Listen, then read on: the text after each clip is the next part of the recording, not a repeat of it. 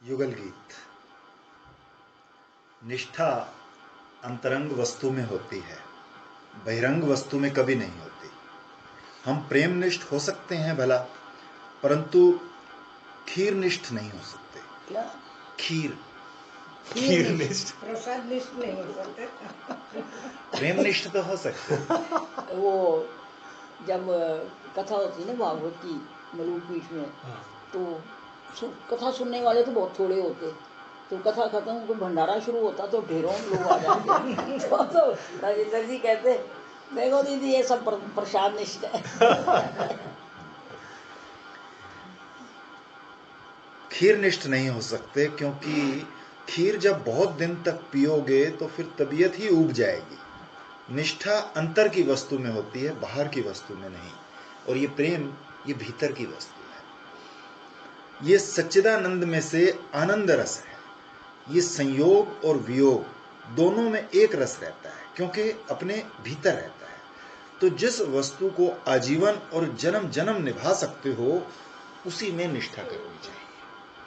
अपने जीवन के लिए एक विभाग चुन लिया, जिसको जीवन भर निभा सकते हो, उसमें निष्ठा करनी चाहिए। उसी के लिए मरो, उसी के लिए जरो, उसी के लिए दुख पाओ, उसी के लिए सुख पाओ। तो महात्मा लोग वैराग्यनिष्ठ होते हैं, दुनिया में कहीं राग नहीं करते। देखो, राग ना करना, इसमें निष्ठा हो सकती है। संसार में कहीं भी राग नहीं करना, किसी से भी द्वेष नहीं करना, किसी छोटी बात में नहीं उलझना। जब हम पढ़ते थे तो एक हरविलास शारदा थे अजमेर की तरफ। उन्होंने एक शारदा बिल पेश किया, तो हमारे काशी के जितने पंडित थे उसके विरोध में वो झंडा उठाकर चले। तो हम सत्संग भी करते थे, पढ़ते भी थे। तो जब पंडितों ने झंडा उठाया, तो वो तो जो झंडा उठाता है तो वो चाहता है कि सब लोग हमारे झंडे के नीचे आए। तो पंडितों ने कहा, आओ तुम भी लो झंडा। तो हमारे पिता के एक शिष्य थे, बड़े वृद्ध थे, और उन्होंने रामचरित पर बड़ी अच्छी अच्छी पुस्तकें लिखी हैं। तो उन दिनों उनका सीता रामचरितायन प्रकाशित हुआ गया से। अद्भुत चरित्र है उसमें। तो रामचरितमानस में कथा की दृष्टि से उतने अद्भुत चरित्र नहीं हैं, बड़े अद्भुत। तो उन्होंने, मेरे पिताजी तो गुजर गए थे, तो वो थे पिता के शिष्य। तो उन्होंने बड़े सद्भाव से लिखा कि महाराज आप अध्ययन करना, हुल्लड़बाजी में मत पड़ना, बड़ी श्रद्धा से, बड़े प्रेम से। उनकी उम्र उन दिनों 65 बरस के आसपास रही होगी। हमने फिर महात्मा से जाकर पूछा तो बोला, देखो ये सरकार जिंदगी भर कोई ना कोई कानून तो बनाती ही रहेगी, और अब धर्म के अनुकूल कानून बनाएगी, इसकी तो आशा छोड़ दो। तो यदि जिंदगी भर तुमको ये काम करना हो, एक के बाद एक आता रहेगा झंडा उठाने। हाँ, यदि आजीवन यही विभाग तुमको चुनना हो, तो तब तो इसमें जाओ।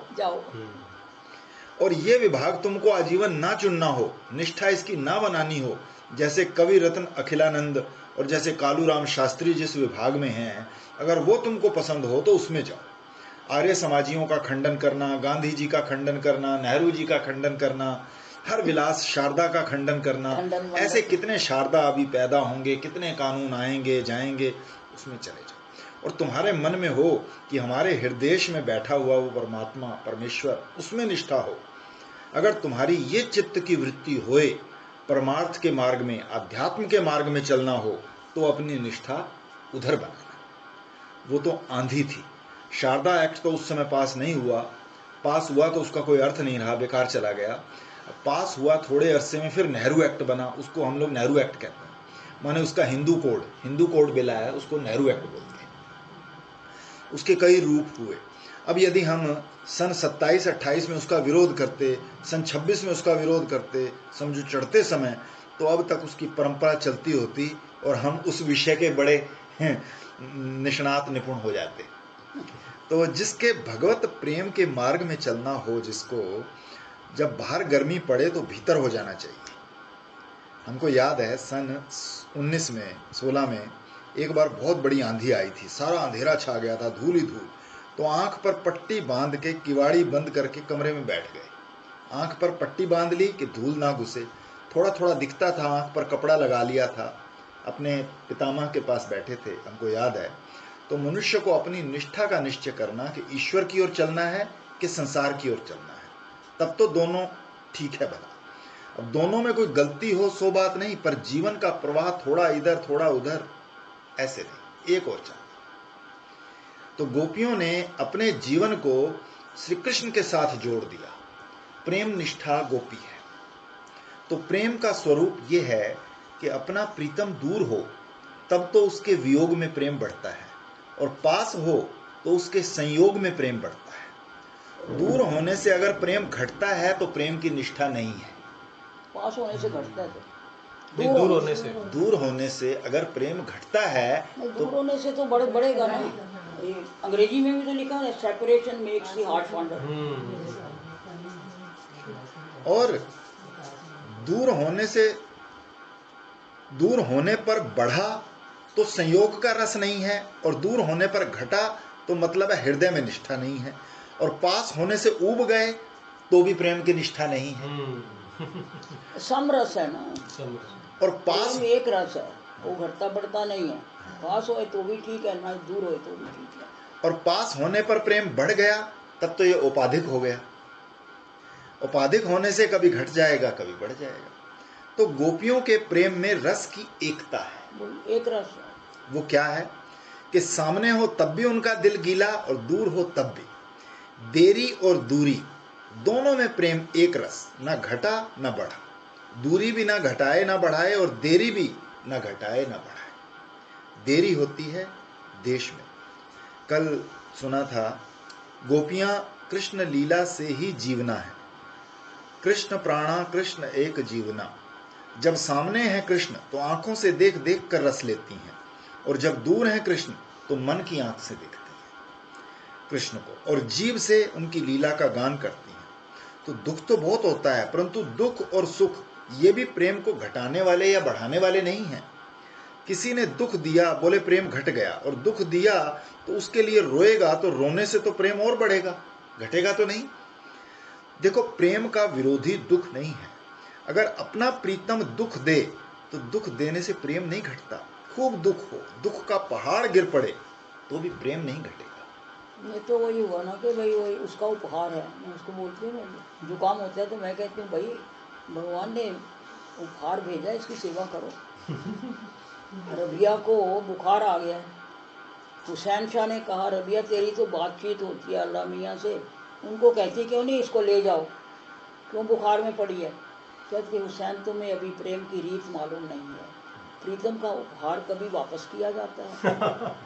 अरे रोज तो इतनी बढ़िया बढ़िया चीजें भेजता है, वो तो कभी नहीं कहा हमने के वापस ले जाओ। आज बुखार भेज दिया तो इसका भी स्वागत है, इसको झेलेंगे, ठंडे पानी की पट्टी लगाएंगे, इसका स्वागत करेंगे। तो मैं उसको वही सुनाती हूँ, उसको जुकाम होता है तो जुकाम हमें फोन करती है, कहती है वो आया है तुम्हारा मेहमान, उसकी सेवा कर। पहले रोने लग जाती थी जब से मैंने कहा मैं कि ये मेहमान है इसकी सेवा करो, तो अब कहते तुम्हारा मेहमान भेजा हुआ है सेवा कर रही है। तो प्रेम कब घटेगा? जब दोष दृष्टि आएगी, जब द्वेष होगा। द्वेष प्रेम का विरोधी है, दुख नहीं। अच्छा, क्रिया से भी क्या करता है क्या नहीं करता है ये तो उसके साथ है। एक बार कहीं चर्चा चली, बहुत पुरानी बात मैं बता रहा हूँ। उनके माँ बाप की चर्चा थी तो उन्होंने सुनाया, बड़े अच्छे सदविचारक गृहस्थ हैं। अगर मैं वेश्या का पुत्र होता, ऐसा ही कहा उन्होंने, अगर मैं वेश्या का बेटा होता तो अपनी माँ के पांव छूता कि नहीं, और अपनी माँ को ईश्वर रूप मानता कि नहीं, और माँ की सेवा करता कि नहीं, और उस सेवा से मुझे धर्म होता कि नहीं। वेश्या के पुत्र को वेश्या माँ का पांव छूने से, उसकी सेवा करने से धर्म होगा कि नहीं होगा? मात्र भक्ति का फल उसे नहीं मिलेगा? वेश्या नरक में नहीं जाएगी, वेश्या नरक में जाएगी तो अपने वेश्यापन के फल रूप, और उसका बेटा स्वर्ग में जाएगा तो अपनी मात्र भक्ति के फल। दोनों का धर्म अलग अलग होता है। तो जब धर्म में ये निष्ठा है तो प्रेम की निष्ठा इससे बहुत ऊपर है। उसको तो क्रिया छूती भी नहीं। जिसको हम प्रेम करते हैं उससे हम प्रेम करते हैं। हमारे दिल में प्रेम है, वो क्या करता है उससे क्या मतलब। हमारा प्रेम हमारे साथ है। प्रेमी को दुख है परंतु उसके प्रेम में कमी नहीं है। भाव अपना देखा जाता है, पराये का भाव थोड़ी देखा जाता है। प्रेम तो अनन्य दृष्टि है। प्रेम में आंख रंग जाती है, प्रेम में कान रंग जाते हैं, प्रेम में त्वचा रंग जाती है, प्रेम में दिल रंग जाता है। और जब सारी इंद्रियां प्रेम के रंग में रंग जाती हैं तो सारी दुनिया प्रेममयी दिखती है। तो गोपियों को अभी हम यही बात कर रहे थे, जब तुम्हारे हृदय में उसके लिए प्रेम उत्पन्न होगा और फिर वो प्रेम दूसरों में पहले आरोपित करोगे, फिर धीरे धीरे वो महसूस होना शुरू हो जाएगा और काम बन जाएगा। तो गोपियों को कृष्ण दिख रहे हैं कैसे? हैं वन में और दिखते हैं घर में, तो समझो कि गोपियों की गिनती तो है ही नहीं, कोई गिन नहीं सका। जैसे रामचंद्र की सेना में कितने बंदर थे, इसकी गिनती शंकर जी को भी मालूम नहीं थी। बानर कटकू उमा में देखा, सो मूर्ख जो करन वो लेखा। शंकर जी को नहीं मालूम कि हिसाब में नहीं आता था, तो गोपियों की गिनती भी नहीं होती। एक बार सेठ जयदयाल गोयनका के भाई हैं हरकिशन दास, वो बोले, महाराज ये श्री कृष्ण के 16,000 पत्नी, ये बात कुछ समझ में नहीं आती। तो मैंने कहा, अरे ये बहुत कम लिखा हुआ है भाई, इससे बहुत ज्यादा थी। याद है। हाँ। बोले इससे भी ज्यादा? मैंने कहा हाँ बिल्कुल, अनगिनत, असंख्य। जो संपूर्ण प्रकृति का स्वामी है, वो तो एक है, सारी प्रकृति उसकी रानी ही तो है, और क्या है। तो वो प्रकृति में जितनी भी वृत्तियां उदय होती हैं, सबका स्वामी है, उन सबका पति है। यही बात 16 प्रधान मानकर, 8 प्रकृति प्रधान मानकर, फिर उनका 2 भेद कर दिया, 16 हो गया। फिर एक एक को 1000 कर दिया। ये अष्टधा प्रकृति का तद्गुणित है। वो 8 पटरानी है, फिर उसका गुणित कर दिया द्विगुणित, और फिर द्विगुणित को सहस्त्र गुणित कर दिया, तो ये गिनती हो गई। अब गोपियां देखती हैं कृष्ण को, तो पहले जो उनकी दृष्टि पड़ी, 1000 गोपियां, लाख गोपियां, सब ने आपस में क्या क्या बात की थी ये कहना तो शक्य नहीं है। तो उनकी गोष्ठी बन गई, तो 12 गोष्ठी बनी। कल ये पढ़ा था। बात ये कि पहली गोष्ठी प्रातः काल का जो चरित्र है उसका वर्णन करती है। बात यह है कि जब कृष्ण रात्रि के समय घर में आ जाते हैं तो आकाश में देवी देवता आए हुए होते हैं, तो वो देखते ही रह जाते हैं। देवियां उन पर मोहित हैं, तो इससे गोपियों का भाव बढ़ता है, घटता नहीं। श्री कृष्ण पर देवियां मोहित हैं, ये देखकर गोपियां ये नहीं कहती कि अरे तुम्हारे ऊपर तो ये भी मोहित हैं, हम क्या होते हैं, ऐसे नहीं बोलती। उनमें हीन भावना नहीं होती। वो कहती हैं जिसके ऊपर देवियां भी मोहित हैं, गुण ले लिया, दोष नहीं लिया। अब इनके सौंदर्य का वर्णन करती हैं कि बाएं बाहु पर बायां कपोल आ गया, माने सिर को बाईं ओर झुका दिया, तो अब ये दाहिनी आंख कहाँ जाएगी, ऊपर को जाएगी। फिर भी देवियां ना समझें, देवियां सोचें कि शायद ये बांसुरी बजाने के लिए सिर झुकाया हो, तो हमारी ओर ना देखते हुए किसी और की ओर देखते हुए तो अपनी भौं मटकाते हैं, और होठों पर लगाई हुई जो बांसुरी है उसको बजाते हैं। अब अपने मन को ले चलो वहां, कहो तो ईर्ष्या की बात बताएं और कहो तो प्रेम की बात बताएं। तो वो कहती हैं कि ये जो कपोल है ये उनकी बाह पर रखने के लिए है। ये इतना कोमल सुचिक्कन कपोल बाह पर रखने के लिए नहीं है। इसका सुख गोपी को मिलना चाहिए, इसका सुख बाह को क्यों मिलना चाहिए। एक बात, अच्छा अब बाहु को देखो, ये बाह बांसुरी को पकड़ने के लिए है। क्रम से यदि आपको सुनाएं तो पहले कर का वर्णन है। कोई भी गीत लो तो कहती हैं हमको तो हस्त स्पर्श चाहिए, कर स्पर्श। तो कराम्बुजम, अपने कर कमल को तुम हमारे सिर पर रखो। गोपी गीत सारा पढ़ो, प्रणय गीत सारा पढ़ो, उसमें यह आएगा कि हे भगवान तुम अपने कर कमल को हमारे सिर पर रखो और हमारे हृदय पर रखो, ये आएगा। कर का वर्णन है, कहीं कहीं भुजा का भी वर्णन है, लेकिन यहाँ बाहु का वर्णन है। तो कल सुनाया था कि ये जो बाहु है जो विलोढ़न करे, दही मथे, समझो दही मथने के काम आए सो बाहु। धातु विलोढ़न के अर्थ में बाधते इति बाहु, ध का ह भी होता है और उ प्रत्यय हो जाता है, तो बाहु शब्द बनता है। बाधते इति बाहु।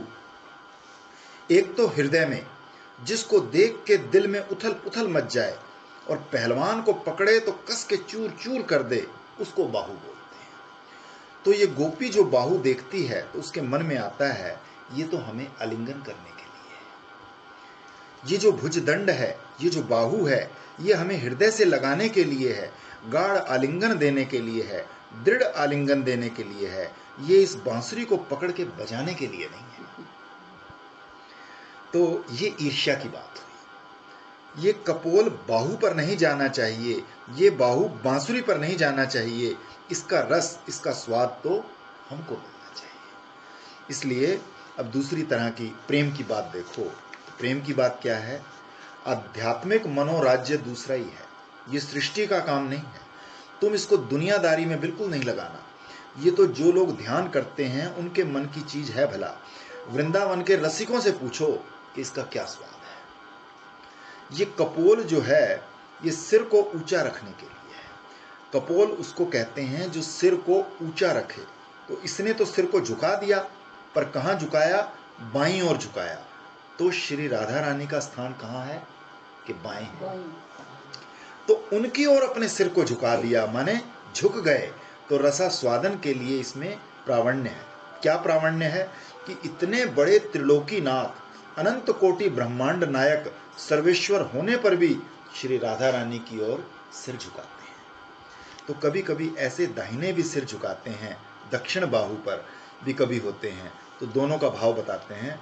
तो जो लोग बहुत स्थूल दृष्टि से विचार करते हैं उनको इसका मजा नहीं आएगा, और जिनकी नजर वास्तविक मैटर में लगी हुई है उनको मजा नहीं आएगा। ये तो प्रीत की रीत है। प्रीत की रीत क्या है? एक लाडली शरण की मंडली थी वृंदावन में, बड़ी मशहूर थी। वो श्री कृष्ण का मुकुट बांधते समय वो दाहिनी तरफ झुकाते थे, झुकाकर बांधते थे, जैसे जैसे वल्लभ संप्रदाय में झुकाते हैं। और ये ना वो राइट को करे, वो लेफ्ट करे। मामला कोर्ट में गया तो जज को क्या बताए? वो कहता है ना इधर करो ना उधर करो, सीधा कर दो। बोले दोनों का झगड़ा खत्म करो। ये कोर्ट में मामला गया था। वो सीधे नहीं हो सकते, राइट लेफ्ट ही रहेंगे।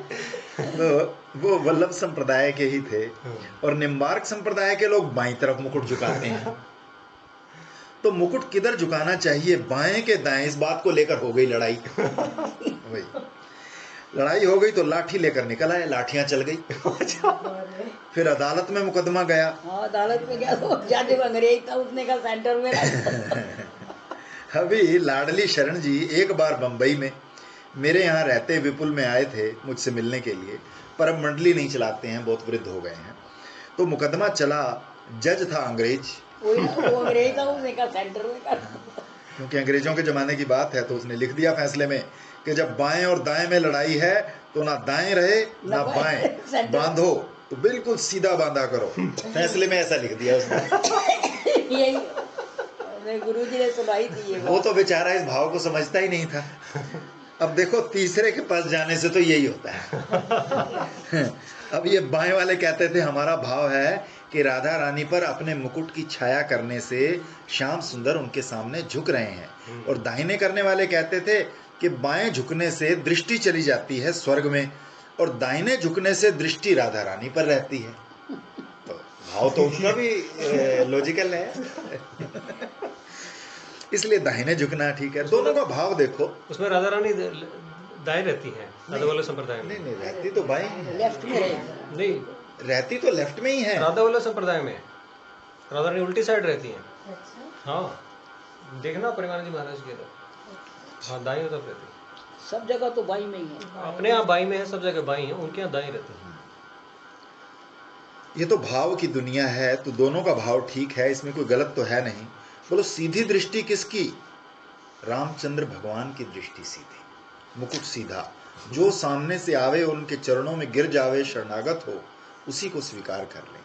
ये तो दृष्टि का भेद है। वाम बाहु कृत वामक पोल का अर्थ है एक वक्रिमा है, एक टेढ़ापन, जांग पर जांग, कमर जरा टेढ़ी और गला टेढ़ा, त्रिभंग ललित भाव से बांके बिहारी के रूप में खड़े हैं।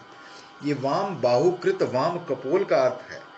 वैराग्य जो होता है वो सीधा होता है, और ज्ञान बेचारा भी सीधा होता है, श्रद्धा भी सीधी सादी होती है, भक्ति भी सीधी होती है, परंतु ये प्रेम ये जरा बांका होता है। इसकी आंख भी टेढ़ी, हाथ भी टेढ़ा, कमर भी टेढ़ी, बोली भी टेढ़ी, होठ भी टेढ़े हो जाएं, जीभ भी टेढ़ी हो जाए, ये बांकपन, प्रेम में थोड़ा टेढ़ेपन का राज्य है। महाराज जी कहा करते थे कि बांके, बांके का मतलब टेढ़ा। बोले बांके बिहारी इसलिए है कि इतना आनंद मिला कि वो सीधा रह ही नहीं सका, वो बेचारा टेढ़ा हो गया। और दूसरी बात ये है कि एक बोतल में आप एक चीज़ डालो सीधी होए, वो फट चली जाएगी, और अगर टेढ़ी मेढ़ी हो तो मुश्किल से जाएगी और फिर वो निकलेगी नहीं। तो इसलिए ये दो भाव से ये बांके हैं। एक तो प्रेम के आनंद से टेढ़े हो जाते हैं, और दूसरा टेढ़े हैं इसलिए मुश्किल से अंदर जाते हैं, चले गए तो निकलते नहीं। और ये कृष्ण, ये प्रेम का देवता है। तो वलगित भ्रू, सिर झुका और दृष्टि गई स्वर्ग में, भौं टेढ़ी करते हैं, फड़कती है भौं, और मुकुट जो है चटकता है, भौहें जो हैं वो मटकती हैं, और पीताम्बर जो है वो लटकता है, और ये सांवरा सलोना ब्रजराज कुमार दिल में खटकता है। और खटकता ही नहीं, अटक जाता है। ये चटक मटक लटक अटक, ये सब ब्रजवासियों के लटके आनंददायी हैं। ये ज्ञान देने के लिए नहीं है, ये समाधि लगाने के लिए नहीं है। इस पर तो प्रेमी लोग समाधि को भी न्यौछावर कर देते हैं। वो कह देते हैं कि जिस ज्ञान में रस नहीं, उसे लेकर हम क्या करेंगे। ज्ञान को हाथ जोड़ लेते हैं, समाधि को नहीं चाहते, तो प्रेम रस चाहते हैं। तो भौहें मटक रही हैं। श्रीमद् भागवत में बताया कि भौहें जो श्री कृष्ण की हैं, वो ब्रह्मलोक का निवास है। कृष्ण की भौहों की उठन बैठन में तो वो उनको इशारा करते हैं कि तुम तो ब्रह्मलोक से नीचे रहती हो, आओ आओ, तुम हमारे पास आओ, ब्रह्मलोक तुम्हारे चरणों में लौटेगा। क्योंकि कृष्ण मानुष भाव है। तो देवी कहती हैं, ये तो मनुष्यों को रस देने के लिए आए हैं, और हमारा तिरस्कार कर दें तो भौहों के द्वारा उनको भी प्रेम का आमंत्रण दे रहे हैं। अब देखो, इसमें भी ईर्ष्या और प्रेम दोनों है, दोनों तरह का पाठ है। तो अधर अर्पित वेणु का भी दो अर्थ होता है।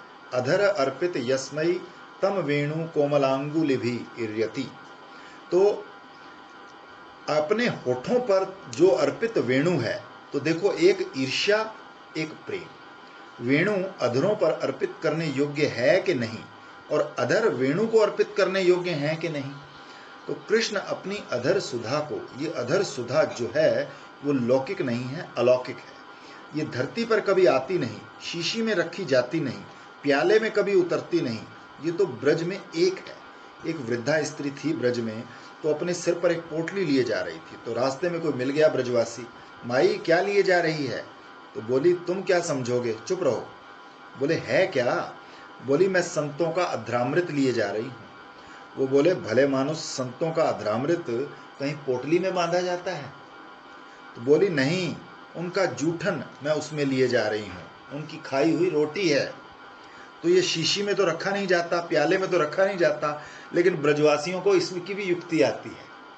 तो अधर अर्पित वेणु, वेणु जो है ये बांस है, संस्कृत भाषा में पुरुष है, और लकड़ी है, सूखा काठ है।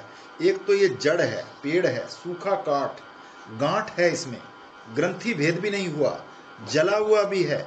तो उसको अपने अधरों पर रखना, तो ये तो गोपियों के लिए ईर्ष्या की बात है। इसको अधरामृत पिलाना, ये तो गोपियों के लिए ईर्ष्या की बात है। तो गोपियों की जो वस्तु है वो वेणु को क्यों दे रहे हैं, ये ईर्ष्या है।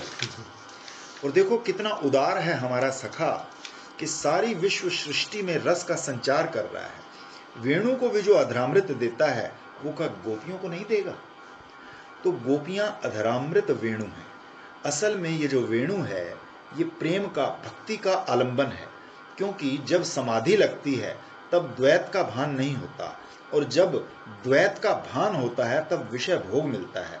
तो संसार के विषय भोग में जो लोग आसक्त हैं वो तो फंस गए, बंधन में चले गए, और जो लोग समाधि में डूब गए, उन बेचारों को तो प्रपंच का, व्यवहार का कुछ भान ही नहीं होता।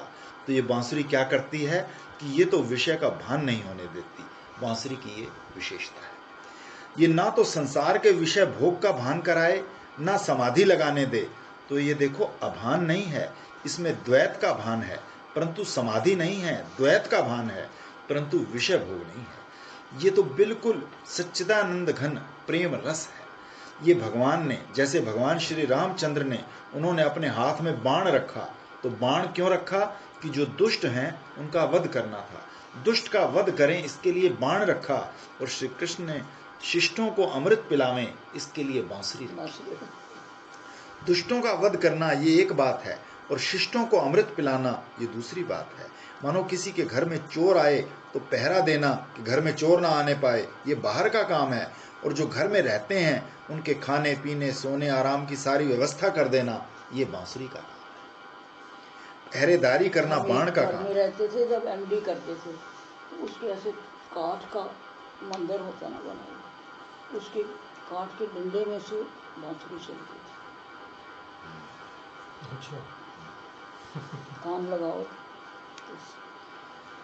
जैसे यहाँ पेड़ों में सुनती है। लाजो बीबी राधा स्वामियों में थी एक बीबी लाजो, बहुत बाल विधवा थी, बहुत काल तक उसने सेवा करी। हाँ हाँ, मैं उनका जिक्र आता है ग्रंथों में, बीबी लाजो। हाँ, जो ग्रंथ है उनमें नाम आता है। तो हम उसके घर में एक बाहर कमरा था, उसी में किराए पर लेके रहते थे, क्योंकि पहले कोई पोस्ट ग्रेजुएशन के लिए पोस्टल नहीं थे।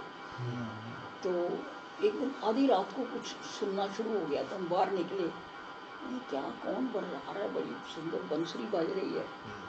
तो वो भी बाहर निकल आई, वो समझ गई होगी कहीं उर्मिला क्या देख रही है।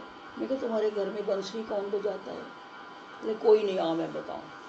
तो उसने जाके मेरा कान जो था ना उसमें लगा दिया अपने डंडे में, उसमें से सुनती। तो आपने जैसे भी बताया नाम उनका बीबी लाजो, बीबी लाजो, तो उनका तो बहुत जिक्र आता है हाँ, राधा स्वामी के ग्रंथों में बहुत जिक्र। तो जब तक ये बाबा सामन सिंह थे, हाँ जी, उनकी उसके बाद जब उनका पोता चरण सिंह आया ना, तो फिर नए नए लोग आने शुरू हो गए, तो पुराने शिष्यों ने उसको, क्योंकि मुझे ध्यान है दीदी, मैंने भी दर्शन किए हुए। अमृतसर में ठंडी खुई सी एक, तो वहाँ एक बगीचा था, उसमें उन्होंने उसको एक कुटिया बना दी। हाँ, मैं बहुत छोटा था तब, मैं मम्मी के साथ, मैंने एक बार, मुझे हल्का सा ध्यान है, बिल्कुल जैसे होता है ना वो बाल स्मृति, मैंने दर्शन किए हुए। तो हम उसका बाहर दरवाज़ा जिस कमरे का था ना वो लेके हम किराए पर, मैं और एक मेरी सहेली, हम दोनों वहाँ रात भर पढ़ा करते। तो देख लो। अमृतसर में, अमृतसर में।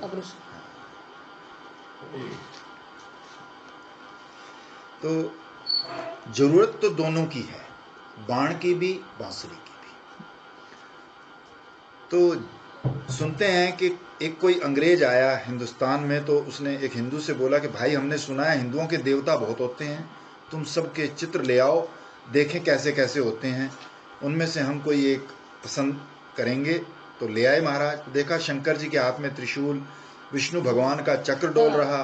अब वो सिर्फ कृष्ण को पसंद करेंगे, वो कहते सबको डर है, किसी के हाथ में त्रिशूल है, किसी के हाथ में कुछ है, किसी तलवार है, किसी के बाण है, ये अच्छा है, इसको कोई फिक्र नहीं, अपना प्रिया को लेके नाच रहा है। तो और श्री कृष्ण के हाथ में बांसुरी, उसने कहा ये बांसुरी वाला ज्यादा पसंद है। इसका कोई दुश्मन नहीं है। तो बिल्कुल यही बोले, इन बाकियों के कोई दुश्मन है तो उनसे डर के हर समय हथियार का अपने हाथ में रखते हैं, और ये हैं, ये चैन की बांसुरी बजाता है, तो इसके कोई दुश्मन नहीं, किसी का डर नहीं, ये मजे में डूबा रहता है, रस में डूबा रहता है। हमारे तो रामकृष्ण एक ही हैं, लेकिन अधर अर्पित वेणु का अभिप्राय यह है कि अब ना तो योगाभ्यास की जरूरत, ना प्राणायाम करो, ना प्रत्याहार, ना धारणा ध्यान, ना समाधि, ना विषय भोग में फंसने की जरूरत। तो एक ऐसा है जो फल में तो समाधि का भी सौभाग्य है, समाधि का भी सर्वस्व है, दिव्य रस का आस्वादन भी होता रहे, ऐसी है ये बांसुरी। तो वेणु को देता है, हमको नहीं देता, अरे वेणु को भी देता है, तो हमें निराश होने की बात कहाँ है। उंगलियां बड़ी कोमल हैं और उनको बांसुरी के छिद्र पर घुमा रहे हैं, तो तीव्र स्वर निकालना होता है तो छेदों को तीव्रता से बंद कर देते हैं, और मंद स्वर निकालना होता है तो कोमलता से बंद करते हैं। ये गोपियां कहते हैं कि कृष्ण की उंगलियां बड़ी कोमल हैं, तो अनुभवी हैं। अब ये रास लीला के पहले की बात नहीं है, ये तो रास लीला के बाद की बात है। रात में गोपियों के साथ वसंत ऋतु में, शरद ऋतु में रास करते हैं, और दिन में गोचारण के लिए जाते हैं, तो वो कहती हैं कि वो कोमल उंगली उस जलमुही बांसुरी के मुंह पर फिराने के लिए थोड़ी है। उंगली तो कोमल है, वो हमारे शरीर का स्पर्श करने के लिए है, कोमल वस्तु का स्पर्श भी कोमल को होना चाहिए। कोमल वस्तु का स्पर्श कठोर को क्यों होना चाहिए? तो बांसुरी में भी मार्ग है, वो 7 जो स्वर होते हैं उनको समझो। नाद मार्ग में ऐसा मानते हैं कि बहुत ऊंचे ओम से भी ऊपर, राम से भी ऊपर ओम, फिर राम और फिर वंशी, तो ओमकार है और उसमें राम में बिंदु है और वंशी में नाद है। तो जब ध्यान करते हैं तो भंवर गुफा में वंशी सुनाई पड़ती है। ऐसा जो नादी है, नाद मार्ग के जो एक बिंदु मार्ग होता है, एक नाद मार्ग होता है, वो ध्यान करते हैं। तो आज्ञा चक्र से, आज्ञा चक्र में पहले शिव हैं, फिर चंद्रमा, उसके बाद त्रिपुटी, फिर धनुषधारी की टंकार सहित ओमकार, राम, बिंदु, और उसके बाद भंवर गुफा में वो 3 टेढ़े खड़े होकर के सांवरे सलोने पीताम्बरधारी मोर मुकुट वाले मंद मंद मुस्कुराते हुए बांसुरी बजाते हैं। भंवर गुफा क्या है, समझ नहीं आई। ये योग मार्ग में योग। आज्ञा चक्र के ऊपर नाद, बिंदु, कला, भ्रमर गुफा, ये सब सेंटर है। भ्रमर गुफा यहाँ पे कुछ है? अच्छा। हाँ, यहाँ पर ये जहाँ पर चोटी होती है ना तुम्हारी, उससे जरा आगे ब्रह्मरंध्र से। अच्छा। तो इसके ऊपर ये फिर समना, फिर उन्मना, वो लास्ट योग मार्ग के सेंटर है, माया से लेके महामाया तक। तो ये खुलते जाते हैं ना एक एक करके? हाँ, ये धीरे धीरे इनमें वाइब्रेशन होती है, तो लास्ट जो है वो उन्मना है, यहाँ से प्राण निकलते हैं योगियों। वैराग्य 2 तरह का होता है, एक निरालंब और एक सालंब। एक को पकड़ के दूसरों को छोड़ देना उसको सालंब वैराग्य बोलते हैं, और बिना किसी आलंबन के संपूर्ण प्रपंच का परित्याग कर देना, इसको निरालंब वैराग्य बोलते हैं। तत्व ज्ञान इन दोनों में नहीं है। ईश्वर के प्रति प्रीति का आलंबन लेकर के इतना प्रेम किया कि संसार छूट गया, और इतने असंग हुए, त्वम पदार्थ का जो ज्ञान है, असंगता है, ऐसे असंग हुए कि संसार छूट गया। और ब्रह्म ज्ञान जिसको बोलते हैं वो अविद्या की निवृत्ति करता है। वैराग्य ब्रह्म ज्ञान नहीं देता, नहीं तो राग वैराग्य दोनों बाधित हो जाता। इसलिए संसारी आदमी वो उस ज्ञान को नहीं समझ पाते। ब्रह्म ज्ञान होने से जिसमें प्रवृत्त होना सो भी बाधित, और जिसमें निवृत्त होना सो भी बाधित। वहाँ राग द्वेष बाधित है, तो ब्रह्म ज्ञान वैराग्य नहीं देता, और ब्रह्म ज्ञान प्रेम भी नहीं देता। लेकिन जो पहले ईश्वर से प्रेम कर चुका होता है, उसके अंतःकरण में बाद में भी ईश्वर से प्रेम होता है और संसार से वैराग्य होता है। और जो अपनी असंगता को धारण कर चुका होता है, वो बाद में भी असंग रहता है और उसका संसार से वैराग्य होता है। और जिसने ना अपनी असंगता जानी, ना ईश्वर से प्रेम किया, उसके जीवन में वैराग्य नहीं रह सकता। भला वैराग्य ब्रह्म ज्ञान का फल नहीं है, वैराग्य अपनी असंगता और ईश्वर के प्रेम का फल है। जिसको ईश्वर से प्रेम नहीं होगा, वो दुनिया में पकड़ता फिरेगा, कभी इसको पकड़ेगा, कभी उसको पकड़ेगा। ये 2 मार्ग है। खाली वैराग्य करने से ये छोड़ो, वो छोड़ो, वो छोड़ो, छोड़ते तो जाओ, लेकिन पकड़ो नहीं। मन का स्वभाव है किसी ना किसी को पकड़ के रहता है वो। तो जब तक, इसलिए छोड़ो ना, हमारे गुरु जी कहाँ करते हैं, छोड़ो नहीं पकड़ो। सिर्फ पकड़ पकड़ की डायरेक्शन उल्टी करनी है। ब्रह्म ज्ञान में ना प्रवृत्ति है, ना निवृत्ति, ना राग, ना वैराग्य। वो तो जैसा पहले से है वैसा ही है। तो हे गोपियों, सब इस बात को नहीं समझ सकते, इस बात को गोपी ही समझ सकती है। ये तो भाव का मार्ग है, ये बाहर का रास्ता नहीं कि जो सड़क पर चलेगा सो सड़क को पहचान जाएगा, जिससे पूछो वो बता देगा पीटी कहाँ है। पर ये तो सूरमा का मार्ग है, और उसमें अकेले चलना पड़ता है। कोई झुंड का झुंड बना के सामूहिक रूप से चलने का सामाजिक मार्ग नहीं है। ना सामाजिक, ना राजनैतिक, ना आर्थिक। आजकल वर्गवाद है, कम्युनिस्टों का वर्गवाद, मजदूर वर्ग अलग, मालिक वर्ग अलग, ये वर्गवाद है। और सोशलिस्टों का समाजवाद, व्यक्तिवाद से काम नहीं चलेगा, संघीभूत होकर काम चलेगा। बहुमत चाहिए, ये तो समाजवाद, संप्रदायवाद भी। ये पट्टे कहते हैं हम मर के सारे संप्रदाय वाले एक दिन बहिष्त में पहुंचेंगे। अब जहां संप्रदाय में होने से सब बहिष्त में पहुंच जाएंगे, एक मजहब में होने से उस ईश्वर के दरबार में क्या न्याय अन्याय होगा?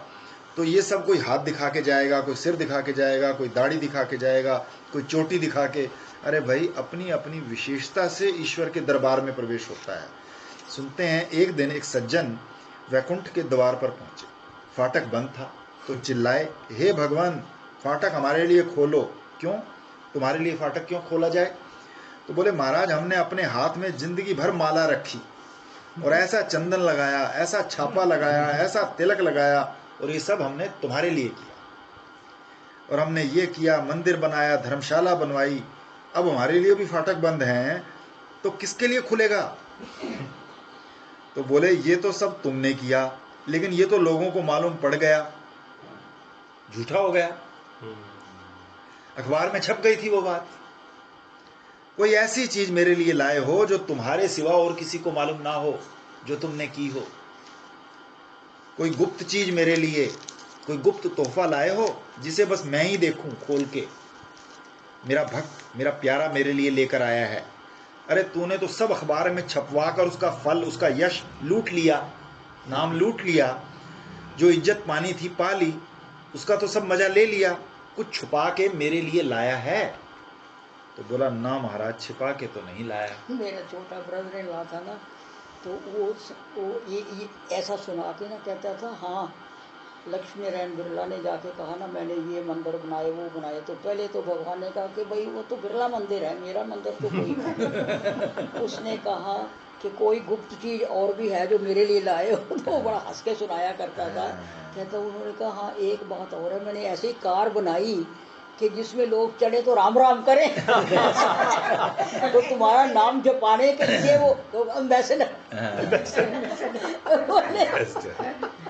ऐसी कार बनाई कि तुम लाखों लोग उसमें जो चढ़ेंगे वो चढ़ते ही तुम्हारा नाम लेंगे, राम राम राम राम करेंगे। तो बोला ना महाराज, छिपा के तो मैं नहीं लाया। तो वैकुंठ में से आवाज आई, लौट जाओ अभी तुम संसार में, वहां से कुछ गुप्त रूप से मेरे लिए लाना, तब द्वार खुलेगा। उसने कहा गुप्त रूप से। तो ये जो गोपी का प्रेम है, ये गुप्त प्रेम है, गोपनीय है। उसको गोपी के सिवा, कितनी गहरी बात है, छुपा के रखना अपने उस अनुभव को और प्रेम तो को। सब जगह ही है। उसको गोपी के सिवा दूसरा कोई नहीं समझता। तो ये मार्ग है जहां मुकुंद बांसुरी बजाते हैं। बोले इसका फल क्या होता है? मौके पर तो अब आए। ये जो प्रेम यान वनिताएं हैं, ये अप्सराएं जो रस देखकर सरकती हैं, अप माने पानी, जिनका शरीर गीला रहे, हर समय गीली रहे वो अप्सरा, आंख गीली, होंठ गीले, शरीर गीला, अप माने पानी, सरकना अप्सरा। तो ये रसीली हैं, तो हमारी आंख भी रसीली है, जरा सा रूप दिख जाए तो उधर सरकती है। कान भी अप्सरा ही है भला, आंख भी अप्सरा है, कान भी अप्सरा है, नाक भी अप्सरा है, जरा सी गंध आए तो देखो उधर चिपक जाती है। जीभ भी अप्सरा है। ये सब अप्सराएं हैं, ये देवपति हैं, देवांगनाएं हैं, ये भिन्न भिन्न देवताओं के साथ भटकती रहती हैं। ये आकाश में उड़ने वाले जो शब्द, स्पर्श, रूप, रस, गंध हैं, ये उनकी दासी है। तो जब हृदय में भगवान ने बांसुरी बजाई तो क्या हुआ? अरे ये सब देवता दानी को छोड़ करके इधर भाग आई, कृष्ण में लग गए।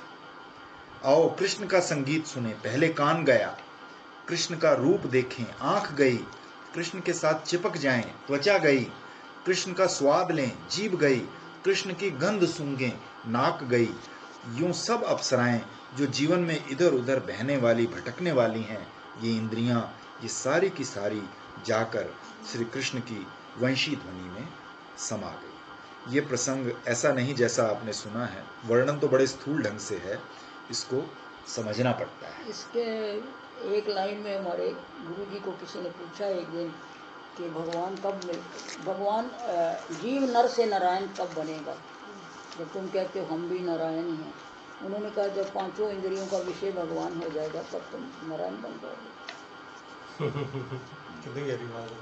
बस उनका सारे का यही निष्कर्ष है, एक लाइन में उन्होंने